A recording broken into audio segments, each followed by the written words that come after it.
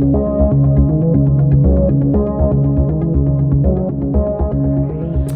there, thank you for watching PT Bubbles. Today we're going to start reassembly.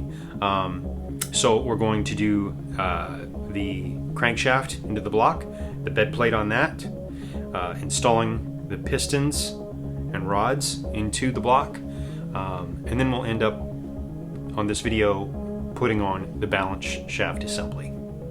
I, at this point, have picked up the turbo motor from the machine shop. The work has been done, and I'll speak a little bit about what they did. So the turbo motor that I got from the donor vehicle had overheated, and another auto shop had said the motor had seized. And upon disassembly, that looks like that did happen. The pistons and the sides of the cylinder bores showed signs of scarring and scraping the pistons, which I'll show you right here. This is one of the original pistons, and you can see along the side of that piston, it's scraped and scored, and it was doing the same thing in the cylinder wall. And from the looks of it, when I was draining fluids on that motor during disassembly, there was almost no oil and no antifreeze as well, like it was empty. So yeah, there's a good chance it overheated and seized up. So at the machine shop, they bored the cylinders to 0.020 over, and there's a new set of pistons and rods. I had the machine shop also install the wrist pins in the new pistons to hold the rocker arms in there. So they did that because it can be a little bit tricky, and I just wanted to make sure it was done properly. I had them install the rings on the pistons as well, so that those are ready to install into the block. That's all. Well, let's see, they also honed the surfaces of the block. I also had them rebuild the head, and they ported the head and increased the size of the intake valves. What else did they do? New set of springs and retainers. So let's see, what else with the block? Hot tanked it. They balanced the crankshaft as well.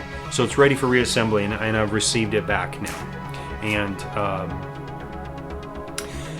so what I didn't capture on video before this starts is that you should first clean the block and the crankshaft really well before reassembly. And I think the recommendation, I found a lot of this information online, or was recommended from the machine shop, was use dish soap and brake cleaner. So, get a dish soap solution, even a pressure washer or a hose, and take the engine block out and really clean it out good in the cylinder walls and in the crank cavity. Clean it, spray it, and it's really important right after you do that to spray it with WD-40 so you don't have rust starting to form, because you have just bare exposed metal and it'll start forming rust really quickly. So right after I cleaned it, sprayed it up with WD-40, which it seems also was pretty helpful when installing the pistons into the cylinder bores. That WD-40 just kind of gave it a little bit of lube and let them slide in a little easier. So in the crankshaft, though they did hot tank that crankshaft, they recommended, the machine shop did, and I also found this online, that you should still clean that out yourself. Get some pipe cleaners or some engine block cleaners, and you can get those ranging from really tiny little brushes to the size of a cylinder bore brushes. You can order them. Use those to clean all of the passages in the crankshaft, which I did. So I would spray those out with brake cleaner, WD-40, and just use those pipe cleaners in there to make sure they were nice and clean, and then make sure I could spray through them.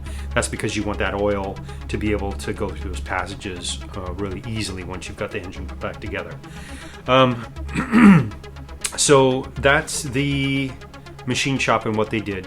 So what I also did not catch on camera when I started putting things back together was how I initially lubed up the bearings and the bearing caps and the rods and the bed plate as I put it onto the block. So I wanted to explain that a little bit.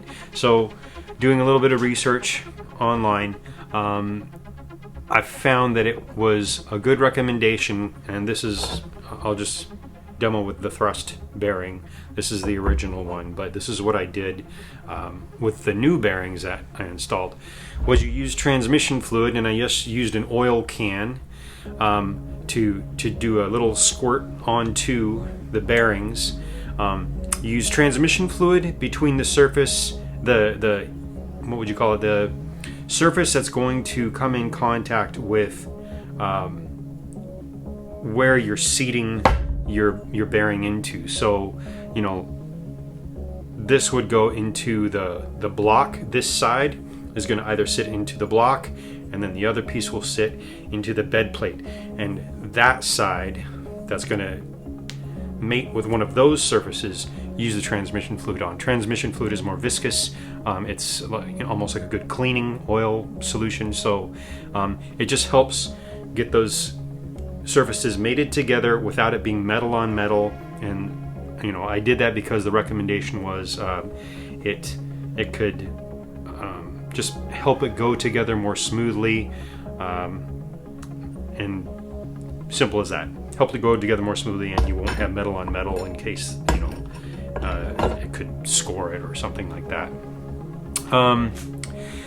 Then you would use lube on the other side. So you've got your bearings all seated with the transmission, a little bit of transmission that you just rub with your finger on the side that mates to the block or mates to the bed plate, or in the case of your rods, it would be the transmission fluid goes on the rod surface or on the cap, the bearing cap surface on the inside, right? And then you put that bearing into there with the transmission fluid, and then you put lube on the side that's going to come in contact with the crankshaft journal. All right. So yeah, that's how they were lubed and prepped. The block, the bed plate, and the pistons and the rods, as you see me doing that. So a little bit about the products I'm using for lube. Went with the Driven product. They have the HVL lube. So that's what I used on all of the surfaces for coming in contact with the crankshaft journals. The last thing I wanted to talk about before we get going is you'll see me when I'm installing the bed plate and the crankshaft.